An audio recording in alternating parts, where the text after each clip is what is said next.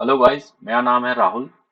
आने वाले एसएससी के एग्जाम्स के लिए या कोई भी गवर्नमेंट एग्जाम के लिए मैं एक सीरीज स्टार्ट कर रहा हूँ जिसमें मैं कुछ अच्छे क्वेश्चन जो प्रीवियस ईयर में आए हुए हैं उसकी मैं प्रैक्टिस कराऊंगा। आई होप आपको ये पसंद आएगा। और तो स्टार्ट करते हैं।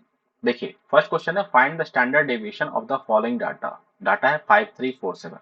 ओके, तो 5347 जब जो भी डाटा हमारे पास, जब हमें स्टैंडर्ड डेविएशन निकालना रहता है तो सबसे पहले हम लोग क्या करते हैं, जो भी नंबर गिवन है आपको इसका आपको एवरेज निकालना है। क्या आप इजिली आप इसे ऐड करके डिवाइड बाय 4 कर सकते हैं, बट क्या, और अगर मान लीजिए बड़ा वैल्यू होता तो किस तरह से करते। तो आपको क्या करें, जैसे मान लेते हैं कि हमारा एवरेज 4 है, ठीक है। तो आप देखिए 4 जो है वो 5 से कितना छोटा है, एक कम है। तो ये 5 से 5 जो है वो एक ज्यादा है इससे, 4 से। 3 जो है वो एक कम है, ये माइनस हो जाएगा। और 7 जो है वो कितना है आपका, 3 ज्यादा है, ठीक है। तो अगर आप देखिए ओवरऑल चेंज कितने का आएगा, तो प्लस ये एक ज्यादा एक कम, ये कैंसल आउट होगा एंड यहाँ पे 3 ज्यादा है, ठीक है।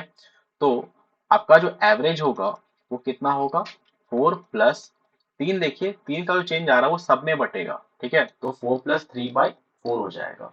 देखिए हम लोग यहाँ पे इसे डेसिमल में भी कन्वर्ट कर सकते हैं, बट अगर आप डेसिमल में कन्वर्ट करेंगे तो आपका कैलकुलेशन ज्यादा हो जाएगा, ठीक है। तो हम लोग इसे इसी फॉर्म में रखते हैं।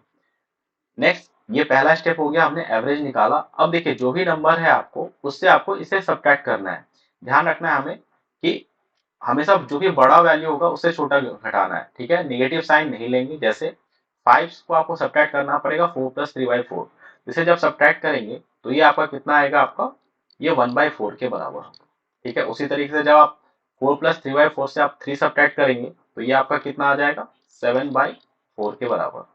उसी तरीके से 4 को जब सब्ट्रैक्ट करेंगे 4 प्लस 3/4 से तो आपके पास 3/4 बचेगा, ठीक है।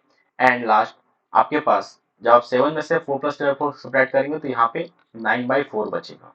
ये क्लियर है। अब देखिए थर्ड स्टेप में क्या करना है, आपको सबका स्क्वायर निकालना है। तो ये हो जाएगा 1/16, ये होगा 49/16, ये होगा आपका 9/16 एंड ये हो जाएगा आपका 81/16, ठीक है। नेक्स्ट इसके बाद आपको इनका एवरेज निकालना है, ठीक है। जो भी नंबर ये आया है स्क्वायर करने के बाद इनका आपको एवरेज निकालना है। तो ये कितना हो जाएगा, देखिए सब में 16 नीचे कॉमन है तो आप इसको कैलकुलेट करेंगे, यहाँ पे 16 होगा और यहाँ पे 49 + 1 50 हो जाएगा। एंड 9 + 81 करेंगे तो ये 90, 90 + 50 140 के इक्वल होगा। तो हमारे पास अब ये वैल्यू कितना आ चुका है, 140/16 हो गया है, ठीक है। नेक्स्ट आपको 140/16 को, यहाँ पे 4 नंबर है, इसे आपको 4 से डिवाइड करना है। जितने नंबर है उसे डिवाइड कर लीजिए, ठीक है। तो ये हो जाएगा आपका 35/16, ठीक है। ये आपका वेरिएंस आ गया। इसे आप वेरिएंस भी कह सकते हैं। अगर आपको वेरिएंस निकालना होता तो आप इस तरीके से वेरिएंस निकालते हैं, ठीक है। और आपको चाहिए स्टैंडर्ड डेविएशन। स्टैंडर्ड डेविएशन जो होता है वो स्क्वायर रूट ऑफ वेरिएंस होता है,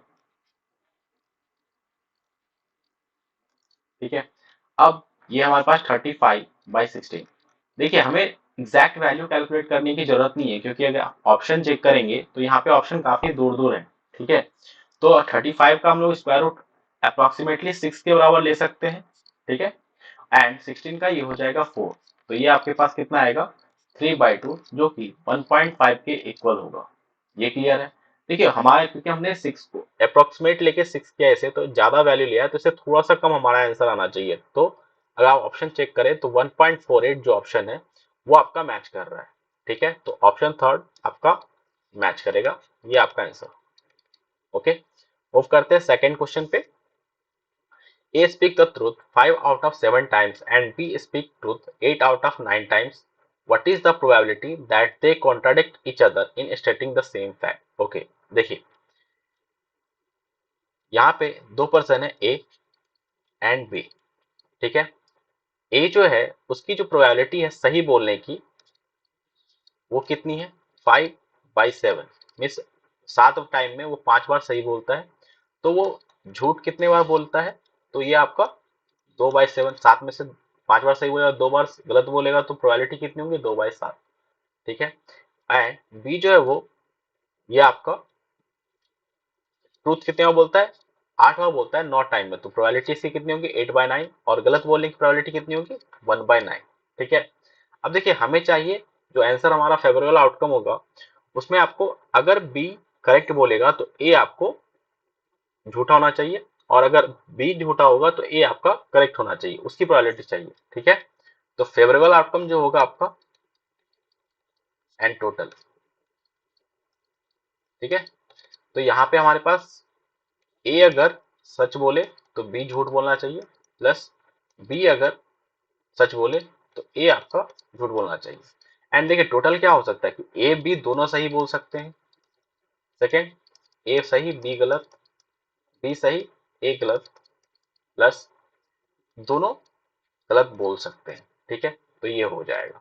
अब इसे आपको इस वैल्यू को पुट कर देना है, तो ये हो जाएगा कब 5/7 into 1/9 plus 8/9 into 2/7 upon 5/7 into 8/9 plus 5/7 into 1/9 plus 8/9 into 2/7 plus 2/7 into 1/9। ठीक है, देखिए अगर आप देखें तो यहाँ पे डिनोमिनेटर 7 इंटू 9 ये सब में कॉमन है, तो इसे आप कैंसिल कर सकते हैं। एंड यहाँ पे जब इसे सॉल्व करेंगे तो ये हो जाएगा 5 प्लस 8 इंटू 2 16 जो कि 21 के बराबर होगा, अपॉन यहाँ पे 8 इंटू 5 40, एंड ये दो टर्म तो ऊपर में ही था वहां, तो इसे आप 21 कर सकते हैं डायरेक्टली। एक मिनट,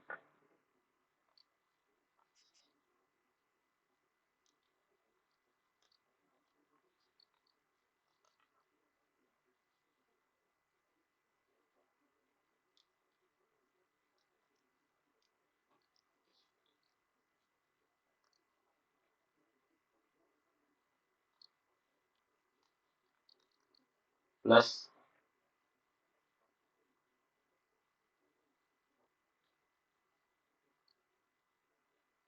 यहाँ पे 2 इंटू 1 2 हो जाएगा, तो ये हो गया आपका 21/63।